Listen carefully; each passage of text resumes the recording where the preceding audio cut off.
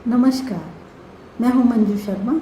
मेरे channel divine वे पर आप सभी का स्वागत है। और दोस्तों, कैसी लग रही हैं भगवत गीता पर मेरी वीडियोस आप सभी को? भगवान कृष्ण द्वारा भगवत गीता में दिया गया ज्ञान बहुत ही अमूल्य है और इसको पाने की इच्छा हर किसी के अंदर रहती है।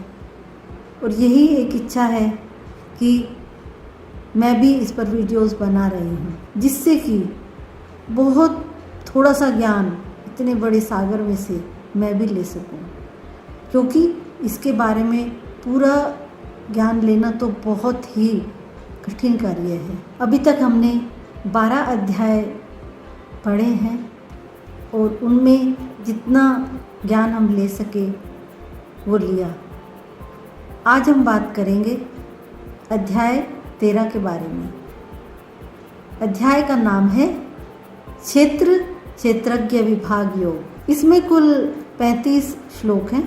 अगर अभी तक आपने मेरे चैनल को सब्सक्राइब नहीं किया है तो प्लीज़ कर लीजिए, जिससे कि आगे आने वाली कोई भी वीडियोस आपकी मिस ना हो। चलिए शुरू करते हैं आज का अध्याय। अर्जुन ने पूछा, हे केशव, मैं आपसे प्रकृति एवं पुरुष, क्षेत्र एवं क्षेत्रज्ञ और ज्ञान एवं ज्ञान के लक्ष्य के विषय में जानना चाहता हूँ। श्री भगवान ने कहा, हे कुंती पुत्र, यह शरीर ही क्षेत्र कहलाता है और जो इस क्षेत्र को जानने वाला है वह क्षेत्रज्ञ कहलाता है।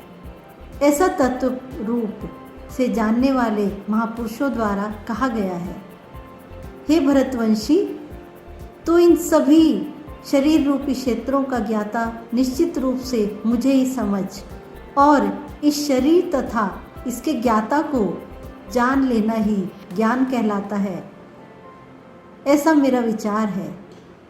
यह शरीर रूपी कर्म क्षेत्र जैसा भी है एवं जिन विकारों वाला है और जिस कारण से उत्पन्न होता है तथा वह जो इस क्षेत्र को जानने वाला है और जिस प्रभाव वाला है, उसके बारे में संक्षिप्त रूप से मुझे सुन। इस क्षेत्र और क्षेत्रज्ञ के बारे में ऋषियों द्वारा अनेक प्रकार से वैदिक ग्रंथों में वर्णन किया गया है एवं वेदों के मंत्रों द्वारा भी अलग अलग प्रकार से गाया गया है और इसे विशेष रूप से वेदांत में नीतिपूर्ण वचनों द्वारा कार्य कारण सहित भी प्रस्तुत किया गया है। हे अर्जुन, यह क्षेत्र पंच महाभूत पृथ्वी, जल, अग्नि, वायु और आकाश, अहंकार, बुद्धि, प्रकृति के अव्यक्त तीनों गुण, सत, रज और तम, 10 इंद्रियां, कान, त्वचा, आँख, जीभ, नाक, पैर, मुख, उपस्थ और गुदा, एक मन, 5 इंद्रियों के विषय, शब्द, स्पर्श, रूप, रस और गंध, इच्छा, द्वेष, सुख, चेतना और धारणा वाला यह समूही विकारों वाला पिंड रूप शरीर है, जिसके बारे में संक्षेप में कहा गया है। विनम्रता, दंभहीनता, अहिंसा, क्षमाशीलता, पवित्रता, सरलता, गुरु भक्ति, दृढ़ता और आत्मसंयम, इंद्रिय विषयों के प्रति वैराग्य का भाव, मिथ्या अहंकार न करने का भाव, जन्म, मृत्यु, बुढ़ापा, रोग, दुख और अपनी बुराइयों का बार बार चिंतन करने का भाव, सभी मनुष्यों, घर और अन्य भौतिक वस्तुओं के प्रति आसक्त न होने का भाव, शुभ और अशुभ की प्राप्ति पर भी निरंतर एक समान रहने का भाव, मेरे अतिरिक्त अन्य किसी वस्तु को प्राप्त न करने का भाव, बिना विचलित हुए मेरी भक्ति में स्थिर रहने का भाव, शुद्ध एकांत स्थान में रहने का भाव और सांसारिक भोगों में लिप्त मनुष्यों के प्रति आसक्ति के भाव का न होना, निरंतर आत्मरूप में स्थित रहने का भाव और तत्व स्वरूप परमात्मा से साक्षात करने का भाव, यह सब तो मेरे द्वारा ज्ञान कहा गया है। इसके अतिरिक्त जो भी है वह अज्ञान है।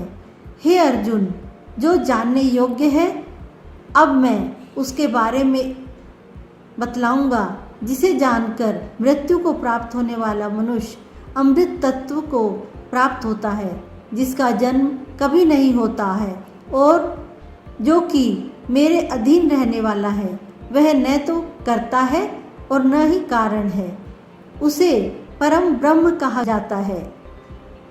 वह परमात्मा सभी ओर से हाथ पांव वाला है, सभी ओर से आंखें, सिर तथा मुख वाला है। वह सभी ओर सुनने वाला है और वही संसार में सभी वस्तुओं में व्याप्त होकर स्थित है। वह परमात्मा समस्त इंद्रियों का मूल स्रोत है, फिर भी वह सभी इंद्रियों से परे स्थित रहता है। वह सभी का पालन करता होते हुए भी अनासक्त भाव में स्थित रहता है और वही प्रकृति के गुणों से परे स्थित होकर भी समस्त गुणों का भोगता है। अति सूक्ष्म होने के कारण इंद्रियों के द्वारा नहीं जाना जा सकता है। वह अत्यंत दूर स्थित होने पर भी सभी प्राणियों के अत्यंत पास भी है, वही स्थित है। वह परमात्मा सभी प्राणियों में अलग अलग स्थित होते हुए भी एक रूप में ही स्थित रहता है। यद्यपि वही समस्त प्राणियों को ब्रह्म रूप से उत्पन्न करने वाला है, विष्णु रूप से पालन करने वाला है और रुद्र रूप से संहार करने वाला है। वह परमात्मा सभी प्रकाशित होने वाली वस्तुओं के प्रकाश का मूल स्रोत होते हुए भी अंधकार से परे स्थित रहता है। वही ज्ञान स्वरूप है, वही जानने योग्य है, वही ज्ञान स्वरूप द्वारा प्राप्त करने वाला लक्ष्य है और वही सभी के हृदय में विशेष रूप से स्थित रहता है। हे अर्जुन, इस प्रकृति एवं पुरुष इन दोनों को ही तू निश्चित रूप से अनादि समझ और राग द्वेष आदि विकारों को प्रकृति के तीनों गुणों से उत्पन्न हुआ ही समझ। जिसके द्वारा कार्य उत्पन्न किए जाते हैं और जिसके द्वारा कार्य संपन्न किए जाते हैं उसे ही भौतिक प्रकृति कहा जाता है और जीव सुख तथा दुख के भोग का कारण कहा जाता है।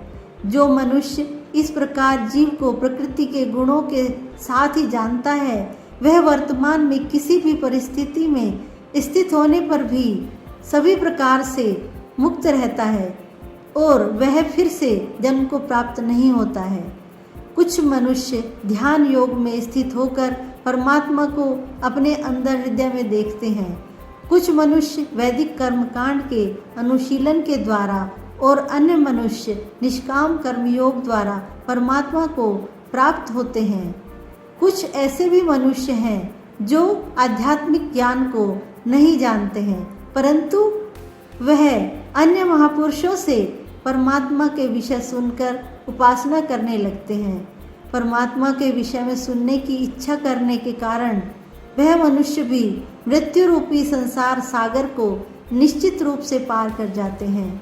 जो मनुष्य सभी चर अचर प्राणियों में समान भाव से एक ही परमात्मा को समान रूप से स्थित देखता है, वह अपने मन के द्वारा अपने आप को कभी कष्ट नहीं करता है। इस प्रकार वह मेरे परम धाम को प्राप्त करता है।